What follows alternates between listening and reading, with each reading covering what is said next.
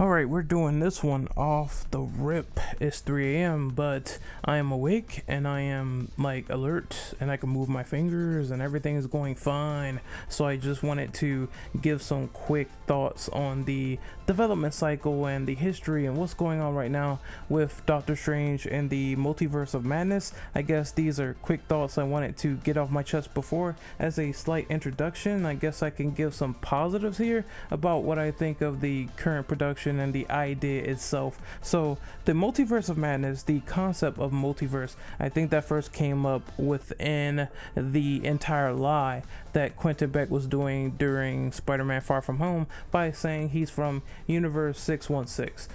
And people started pondering, after that, are they implementing the multiverse in this movie? Obviously it's a lie now. And then they say, we're dropping this and it's going to be implemented in the future with this movie. Multiverse means, they have multiple verses. Maybe there's going to be a few scenarios that happen in the past that Strange sees, and then things happen differently. Maybe Thanos actually won the war against Tony Stark. Maybe he didn't get that chance to snap his fingers and snap out Thanos' army. Certain things like that probably will be happening in this movie. That's what I expect.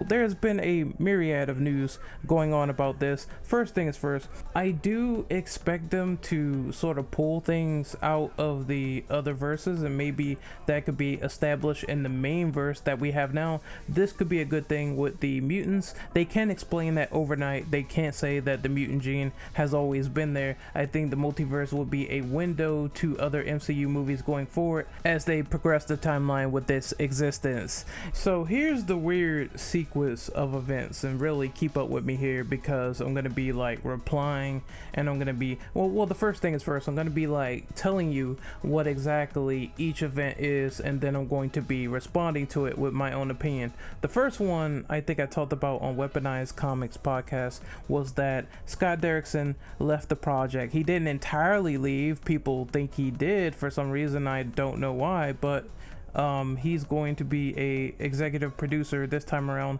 as opposed to being a director. And then they think that because Scott Derrickson stepped down due to a creative difference, it means that the horror movie elements have been completely dashed from the movie on Disney's behalf. There had to be something that went on, and there's always two sides to the story. Maybe it's just a case of being so simple as someone doing so much work and they felt like they weren't being recognized enough. They felt like they weren't being compensated enough. They feel like their salaries should go up a lot more than expected, and they felt they weren't getting compensated enough for it. So then they decided to give the company the middle finger and step down. There's always these creative internal clashes in each and every single company. It always happens. It's not just this company. It happens to game companies, comic companies, anime companies, you name it. It always happens with everyone. And to me, someone leaving the project is a sign that this is no surprise. Anything else that articles and the media are saying about this situation, and it's not between those respective parties, will probably still remain to be speculations. There's always something going on. I believe it's not the first fallout that happened with the MCU. There was problems with Edgar Wright directing Ant-Man before he dropped out, and then they got Peyton Reed.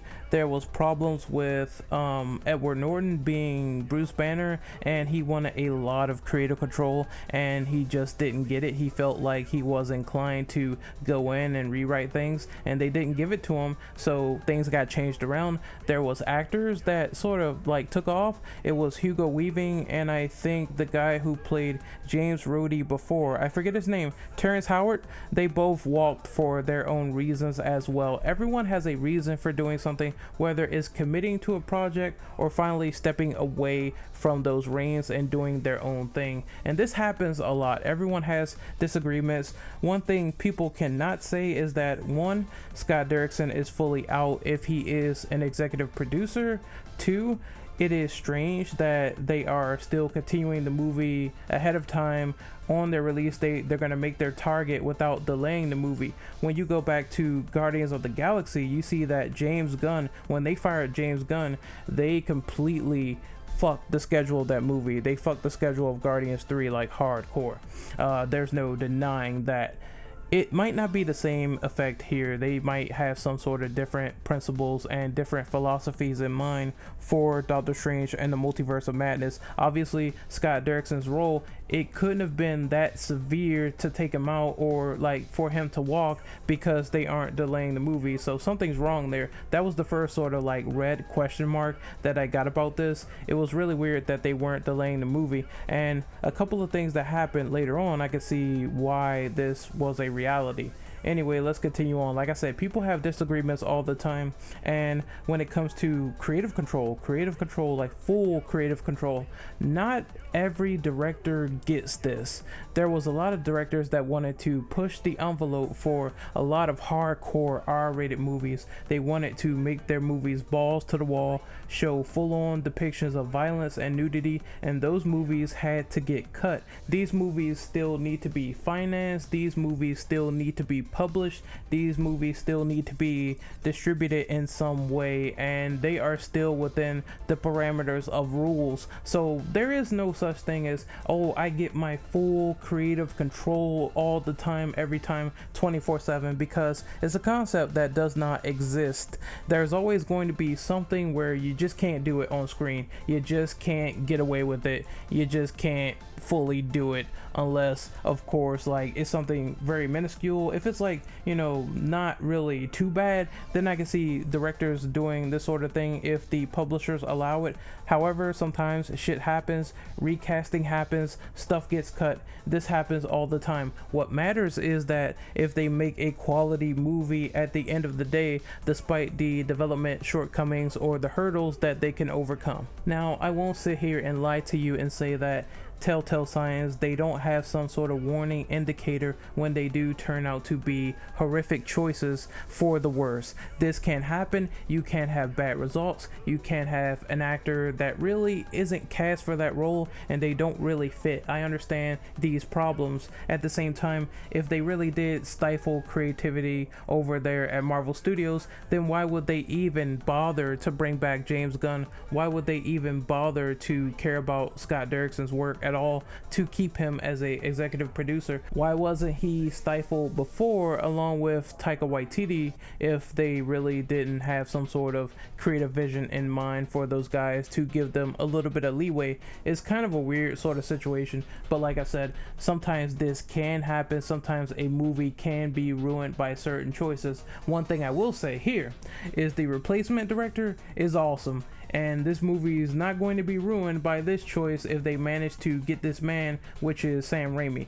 Sam Raimi is the proposed director that they have been in talks about for Doctor Strange and the Multiverse of Madness. And honestly, with Raimi directing horror movies in the past like The Evil Dead, then I really can't see that as being a bad choice at all. If it wasn't for the general principle that Scott Derrickson directed the first Doctor Strange movie, then Sam Raimi would be my first choice if Scott did not exist. Sam Raimi is great. He directed Spider-Man, the Spider-Man trilogy. I love that trilogy to death. Even Spider-Man 3, which I have like issues with, but it's still a guilty pleasure. I see Sam Raimi as perfect if they choose him.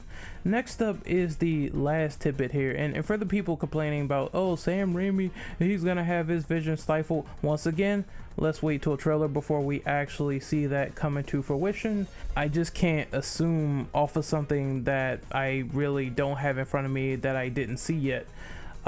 Next up is the last thing, which is also kind of funny. Apparently there was no script in the works from Scott Derrickson for Doctor Strange and the Multiverse of Madness, and people claim that that the movie was far along than need be, and it really wasn't. So there is this tweet by Robert Cargill. I hope I said his name right. I'm trying to find out like where is he from and what does he do. Apparently, let's see, I think he is a part of the movie. He's one of the writers for, wait, they said the showrunner for Loki is writing for the movie. That's interesting. I'm trying to find out who C. Robert Cargill is. I think he's part of the new creative team. I think he is part of the production cycle, and he did come out publicly and say that since it keeps coming up in news stories, it's worth noting that Scott and I never had the opportunity to write a draft for Doctor Strange and the Multiverse of Madness. So whatever they are working on now isn't derivative of our work. I am, of course, very excited to see where they take Steven next.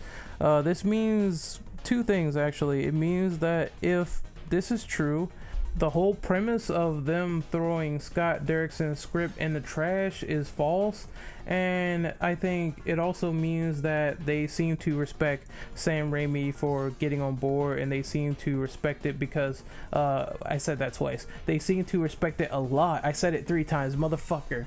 I did see that Scott Derrickson said that he's cool with Sam Raimi taking control of this, and so am I, really. I have no issues with it. I just think that the only people who don't want this is that they think that Sam Raimi is going to be stifled because of some bullshit, and honestly, until that's proven, I really can't go for either side, whether it's in vein of trying to say that his creativity is going to be stifled or not. It all depends on how they hit that deadline for the production of the movie and what Raimi specifically wants to do, and if he's feeling like he's being creatively stifled, then why won't he just walk? He walked for Spider-Man 4. I don't see why he wouldn't walk for this instance if he was chosen.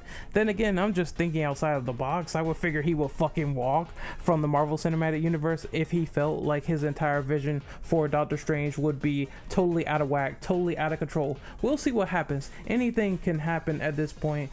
However, that being said, if they do put the right motions in place, then I'm going to be thoroughly optimistic. I still need to see a trailer to judge how this is going to go. I'm looking forward to it. Again, with them stifling people and whatnot, they have to make Blade an R-rated horror movie. I just can't see it being anything different. And if it's something different just slightly off the clock, then a lot of people are going to complain about it, and reasonably so, because this is the sort of mentality, this is the picture that we have in mind for Blade after seeing the Snipes movies and having a clear visual of how those went.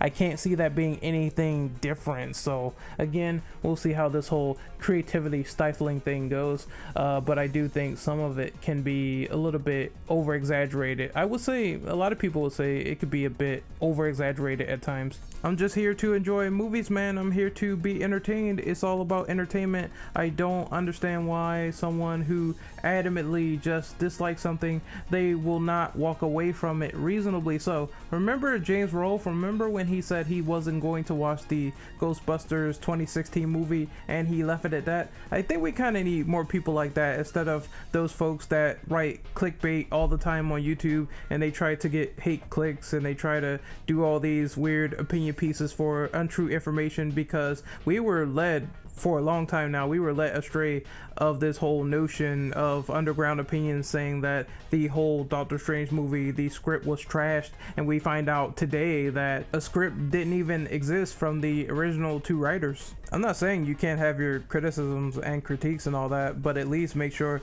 they are valid criticisms of the movie instead of trend following these fucking idiots and believing every goddamn fucking article that you see, being just as misinformed as they are when they write these goddamn stupid hit pieces. It's so tiring, and it's something that I don't follow. It's not my principle. I'm under the belief that I'll see it before I believe it. Anyway, this is Renegade Operative signing off. This is my quick thoughts on what I think about the production cycle of Doctor Strange and the Multiverse of Madness. Hopefully, I really informed you with my opinion on what I think of the movie, and I gave a pragmatic view as to what I think about the whole fallout and situation and what people think about it on Twitter versus actual sense and reality of what they're going to do. Hopefully, this was good. If you liked the video, please slap a like on it. Please subscribe, and I will see you guys later, and I will talk about more comic content in the future. Once again, check out my socials in the description below. Peace the fuck out.